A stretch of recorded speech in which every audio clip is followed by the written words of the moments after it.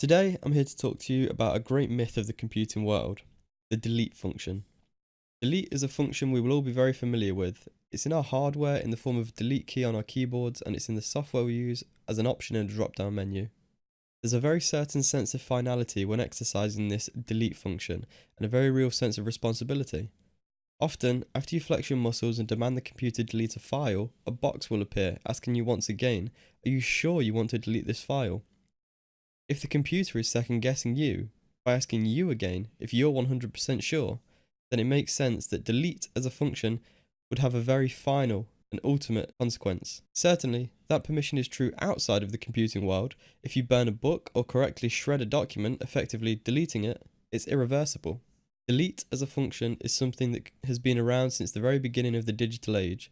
Engineers understood that in a world full of effectively unlimited options, some choices would inevitably turn out to be mistakes. Users, regardless of whether they were actually in control at the technical level, had to feel in control.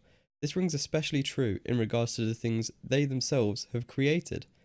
If a user creates a file, they should be able to unmake it at will. Just the same as if you draw a picture which turns out to be not so good, you have the capability to roll it up into a ball and toss it on the fire, gone forever. Delete as a function serves a much greater purpose than its name may initially present.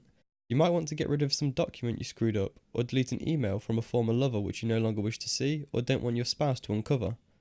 On your phone, you might delete the history of everywhere that phone has been, or on your email or social media page, you might delete an RSVP to a protest you went to in your younger days, but now don't want a prospective employer to see, or perhaps just to free up some space on your personal computer. Think of all the ways that you yourself might use the delete function. The delete function is more than just a mistake remover. It's a privacy preserver, the moat around the proverbial castle that keeps you and the would-be invaders apart. In every instance we just mentioned, you click the delete button and the file appears to be gone. Or is it? Think about when you copy a file from one folder to another, or from your computer to a USB stick. It takes a substantial amount of time. Granted, smaller files are much quicker to transfer, but nevertheless, they take time. Now compare that with the almost instantaneous task of deletion. The truth, though, is that deletion has never existed technologically in the way we conceive of it.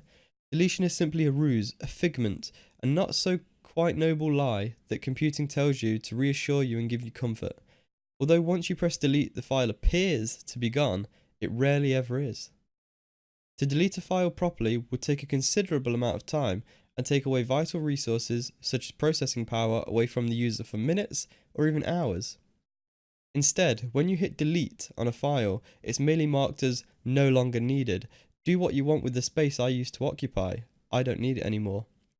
It is effectively turned into scrap paper, to be written over whenever other free space on your disk has been used up, and until such a date where the space previously occupied by a file has been thoroughly overwritten 3, 4, 5, or maybe even 10 times, if someone looks hard enough, it can still be recovered and restored. Another way of thinking of deletion is if we use a book as an example.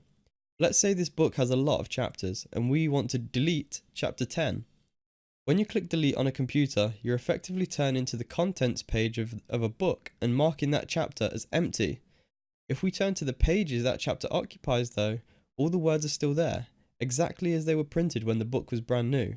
All we've done is mark the words contained in that chapter as unimportant and no longer needed. They can be overwritten if extra pages are required. To truly delete a file, to make it as if it never existed, or at least render it unreadable and useless, the space that file contained on the hard drive has to be overwritten substantially until all the bits and bytes laid on top of each other have become so jumbled that the original file or image previously occupying the space no longer exists in its original form. It no longer looks like a JPEG or an MP4 or whatever text file it might have been. It's no longer readable.